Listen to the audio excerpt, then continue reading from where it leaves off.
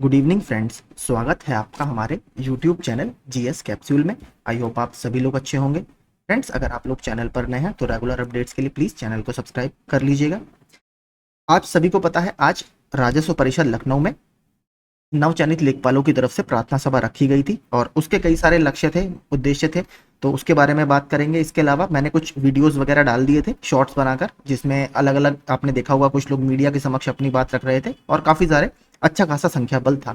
अब बात करते हैं, पहले देखिए पिछली बार जो 26 फरवरी को धरना हुआ था उसके कंपैरिजन में अगर बात करें तो उतनी ज़्यादा संख्या बल तो मैं ये नहीं कहूँगा कि बिल्कुल उतना ही था, लेकिन एवरेज में मानूंगा। लेकिन फिर भी उस हिसाब से, जिस हिसाब से मौसम था, काफ़ी अभ्यर्थी वहां पर पहुंचे और उन्होंने अपनी बात रखी। कुछ मैंने पोस्ट वगैरह कम्युनिटी में भी डाले थे, वहां पर फोटोज आप देख भी सकते हैं।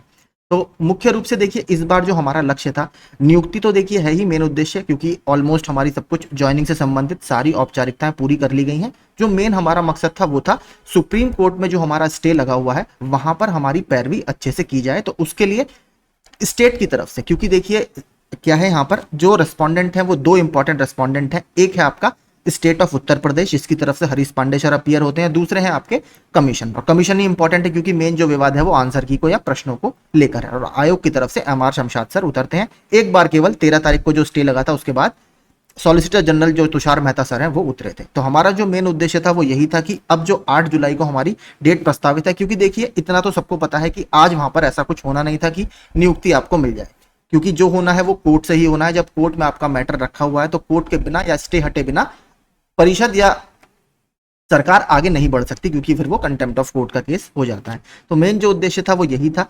इसके चलते कुछ एक डेलीगेशन अंदर गया, जैसे पिछली बार हुआ था, क्योंकि सब कैंडिडेट्स को तो नहीं बुलाया जाता अधिकारियों से मिलने के लिए। तो उसके आधार पर देखिए दो इंपॉर्टेंट जो बातें हैं वो वही हैं। एक तो जो कैंडिडेट्स का कहना था वो ये था कि सर आप कोर्ट में एक एफिडेविट लगाइए, हलफनामा दाखिल कीजिए, जिसमें ये कहा जाए कि हमारे पास राजस्व लेखपालों की बहुत कमी है। और ये देखिए बिल्कुल सच भी है।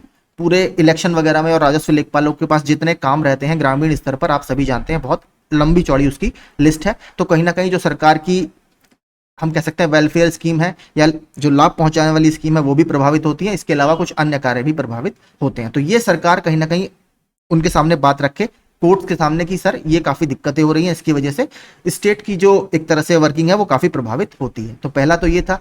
दूसरा ये था कि वही सॉलिसिटर जनरल, एएसजीआई, इनमें से कोई उतारा जाए, ताकि, क्योंकि देखिए कोर्ट में आपको पता होगा फेस वैल्यू बहुत मैटर करती है।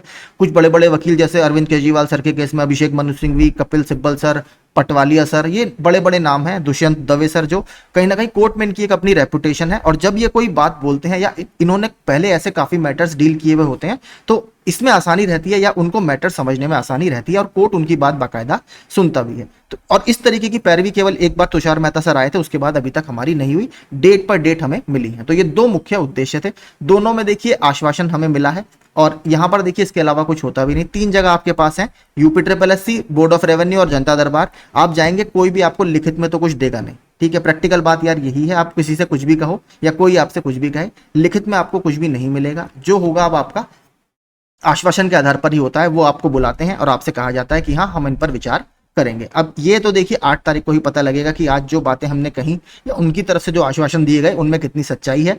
8 तारीख को अगर अच्छा वकील उतरता है तो मुझे लगता है हमारा पक्ष काफी मजबूत है। कल वाले केस में जिस तरीके से सुनवाई हुई थी बॉर्डर स्टेट वाले में, आपने देखा होगा जज उससे काफी ज्यादा खुश नहीं थे, क्योंकि जुडिशियल मैटर्स यहाँ पर देखे जाते हैं, आप एकेडमिक मैटर्स बार बार लाते हैं और एक्सपर्ट ओपिनियन को इसमें चैलेंज करते हैं। तो अब देखते हैं इसमें आगे क्या होता है। फिलहाल 2 मुख्य बिंदुओं पर मैंने आपको बता दिया, एक तो एएसजीआई को उतारना, दूसरा सुप्रीम कोर्ट में आपका हलफनामा दाखिल करना कि हमारे पास इसकी कमी है, तो जल्दी से जल्दी स्टे हटाकर इनकी नियुक्ति पूरी की जाए।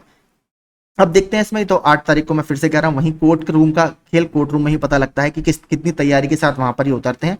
कुछ लोगों का ये भी कहना था कि मेन जो पार्टी है वो कमीशन है, तो कमीशन में भी जाकर हमें अपनी बात रखनी चाहिए। तो मुझे लगता है लीगल टीम जितनी भी है या जिन्होंने भी धरने को ऑर्गेनाइज किया था वो इस पर अपनी विचार जरूर रखेंगे और इस पर डिस्कस करके मुझे लगता है आगे का निर्णय लिया जाएगा, क्योंकि अभी हमारे पास थोड़ा टाइम है। 27 से लेकर 8 तारीख तक अभी 10 से 11 दिन हमारे पास बचते हैं। तो इसमें हो सकता है कोई ना कोई डेलीगेशन कमीशन में जाकर भी अपनी बात रखे और उनसे डिस्कस करे कि आपकी तैयारी क्या है। तो जो भी होगा मैं आपको अपने इसी चैनल के माध्यम से बता दूंगा। आप लोगों का अगर कोई सजेशन हो, इनपुट हो, तो आप बता दीजिए। यहाँ पर अगर मुझे कहीं पहुंचाना होगा तो मैं सही स्थान तक उसको पहुंचाने की कोशिश करूंगा, या आप जो सोचते हैं कि आज क्या हुआ इसके बारे में वो भी आप कमेंट बॉक्स में कमेंट कर सकते हैं। वीडियोज आपको अच्छे लगते हो, यूजफुल लगते हो, तो प्लीज चैनल से जरूर जुड़ जाइएगा। धन्यवाद।